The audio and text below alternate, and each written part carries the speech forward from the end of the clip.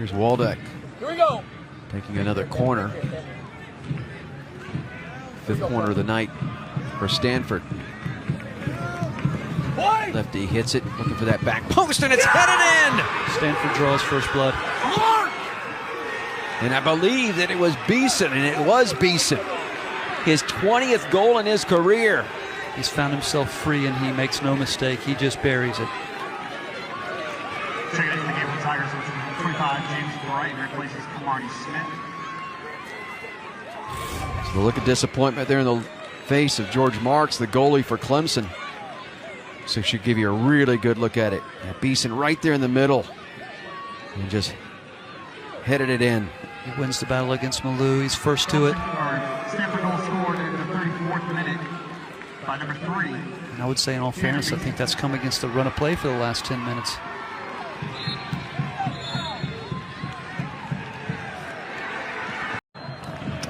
And Robinson trying to time it on a run out. Now Robinson will get it from Gomez, and here comes Clemson on the attack. Robinson cuts middle of the field. McNeil sends it off the wing. Barber chips it through. He ties it up. Oh my. Barber just picks out Mosei at the back post. He makes no mistake. Well, we talked about what he could do when he came on when the ball's in wide areas, right? He gets on the end of that one. Textbook header. Nods it down. Tough for Andrew Thomas to get there. Fifth goal of the year for Sei. And he just went up and over top of the defender. Well, when you're 6'3" and 190, sometimes you lean on the defense, and it worked out well for him. Then the perfect header got it down in that low corner. And it had to be special to beat Thomas. He was right there, just couldn't get enough of his hand to it. Poncho, I believe, was back there on the defending side, too. And look at the reaction of Mike Noonan. Well, game on here with 20 minutes left.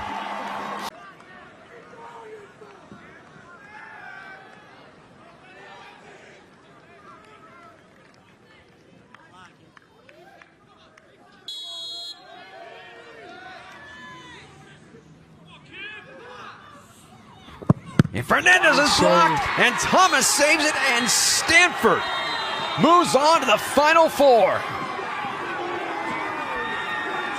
They are now 9-0 in penalty kick situations since 2002 in NCAA tournament action. And Andrew Thomas does it again. His heroics.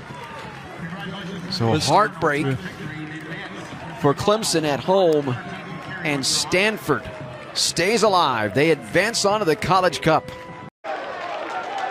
Halsey turns and finds a lot of green to work with. Tenaciano, good touch for DK. Flag is down, sends it along. Virginia strikes first. The Hoos take the lead. It's Axel Gunnarsson and the #1 seed on the board halfway through our opening half.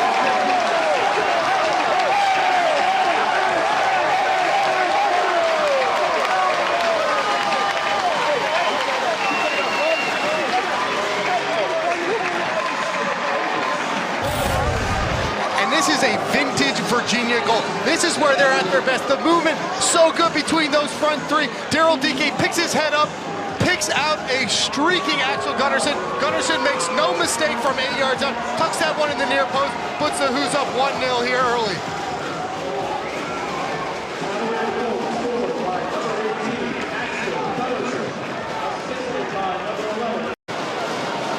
Three for 4 on the season, Gabriel Costa. He's got his 9th of the season, and this game is even. The Brazilian sophomore with the equalizer, and it sets up an interesting final 20 minutes of regulation.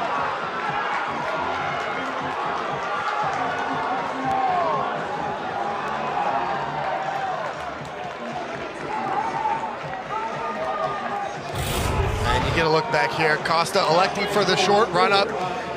Shuttler guesses the right way, but a really poor push off there, and not to say he would have got there. A good finish from Costa off the inside of the post, and SMU back to life, and now on the front foot. Virginia inviting that SMU pressure, allowing a goal now, and opening this game up. Anybody's game here with 20 minutes to play at Klockner Stadium. The New Zealander Bell against Grant Makela.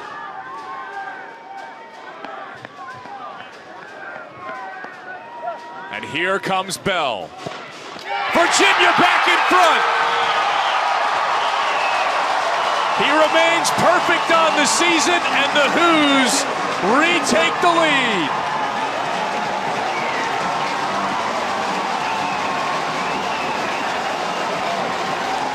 And absolutely no doubt from the Virginia captain. He waits after the referee's whistle. He allows a couple seconds to pass by. He says, we're going to do it on my time. He steps up and he buries that ball in the corner. No chance for Makela. And Joe Bell yet again puts the team on his back and says, we're going up in this game and you're going to have to score to beat us. That's just clinical, because Makela guesses correctly, yet has no chance. And Joe Bell is a world-class player, let alone college. He didn't let the moment get too big for him. He was so calm in front of net, and he buries that penalty kick to put Virginia up. Well, Kessler got the necessary head behind it to clear it for a moment, but also got a collision out of it. Shuttler beaten this time on the header. Again, an equalizer from SMU in the waning minutes. We are all even again.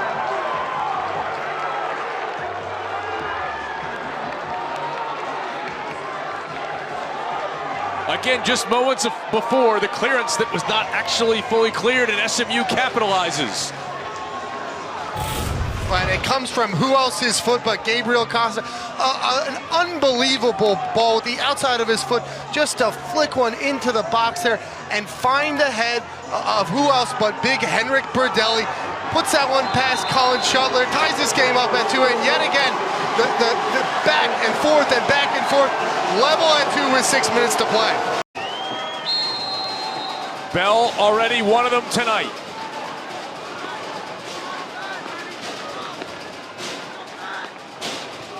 Joe Bell to end it. Save made, the follow-up, and the Hoos are College Cup bound. Joe Bell, the winner.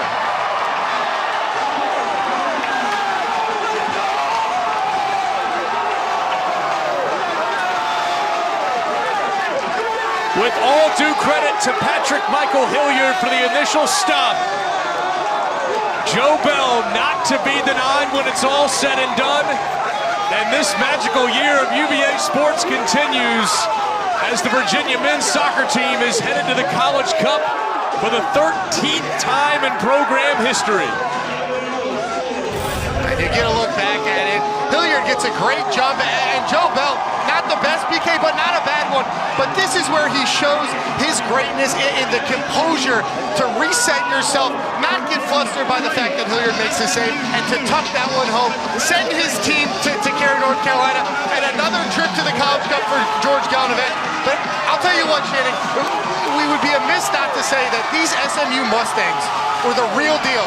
And they came into Klockner Stadium, they gave Virginia everything that they could handle. And this was a fantastic college soccer game, and a team in Virginia who is deserving of a College Cup. A tremendous moment for Joe Bell and the Wahoo. Headed above and then cleared by Daniel Wu, Georgetown's starting freshman center back. And clip back into the area to Kleeman. He'll leave for Townsend. Townsend in traffic. Looking to uncork a left-footed shot, and it's a goal! And it's a brilliant finish by Jared Townsend. And it's the Huskies who start the scoring on the road in D.C. And what a start for the Huskies. And you're right, Jared Townsend with his 7th goal of the year. And this is an absolute beautiful finish with the left foot into the upper corner. Nothing Romero can do about it. And Townsend with the patience to carry the ball across the D, waiting for an opening, found it, and made no mistake. Montez scored a goal in Queens against St. John's from a similar position. It's Montez to hit. And it's a goal! It's Jacob Montez with a Hoya goal for the ages! And it's a tie game in Washington, D.C. A frustrating afternoon can turn with one brilliant strike, and Jacob Montez makes no mistake about this free kick. Fowler has no chance. And I dialed back my memory to the St. John's game. Montez did the same. It was a shot to the same side where he beat the Red Storm goalkeeper. But we have ourselves an Elite Eight game in a suddenly electric Shaw Field. As 14.5 minutes remain, as Dotson has it with space. The long strides of Derek Dotson, a right-footed shot through traffic, and it's a goal! Derek Dotson, the junior from Chicago, says, I know I've put the Hoyas into the lead. And you talked about who would be the hero. It's the two juniors, Montez and Dotson, coming up huge. And what a run. And just a shot across. Area. Here's a good chance and a shot right off the chest of Pannenberg. How in the world did he keep that from going in the back of the net? Pannenberg, made out of iron. Pannenberg breaking space and time continuum, making that shot tie. Like, what just happened? The ball comes across. We've got a player down. Yeah, the referee is signaling that it's a head injury. Is that Billingsley that's in there?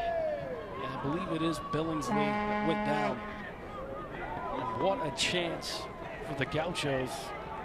And what an amazing save by Pannenberg. Even Pannenberg is amazed by it.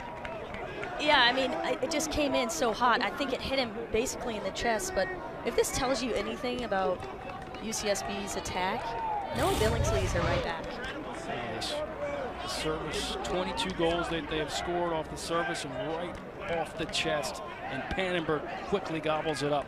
You see, watch the Shields too, though, Megan. Yeah. The Shields wants to shield off any type of rebound. Yeah, he did his job. He stayed with the play, marked his man. Benel Kazara probably got lucky there. I think he lost his man a little bit. Johnston inside the 18. Johnston can make it a goal. Johnston, he does! How did the captain get through? And Wake Forest is up 1-0. I'm talking about the defense, and Johnston decides, fine, I'll take one, I'll take 2, 3, 4, 5 guys. He says, I got to do this. I have no idea. He just went into a huge crowd and came out with a boot that went in the back of the net. Yeah. With a minute left after trailing in the shot sheet, the third shot goes in the back of the net, and Wake Forest leads UCSB 1-0. Yeah, he pulls Gillingham in. He pulls Fayuzi, and there you go. Just slots it in. Watch this. I think even if you want to say in the basketball language, this would be. I don't know about serving this ball into the box. I might play it short, play somebody's feet. Usually Parente would be the short option. He's not there. Calvin Harris kind of rushes over. Look Here at comes Chol making a run. In the box is a chance. Oh, it was Parente, the usual short option, short cross option, or corner option, and he was inside Roach the mixer. Just absolutely smothered that shot. He came up so big right there. Roach with 3 saves. How close can you get Parente?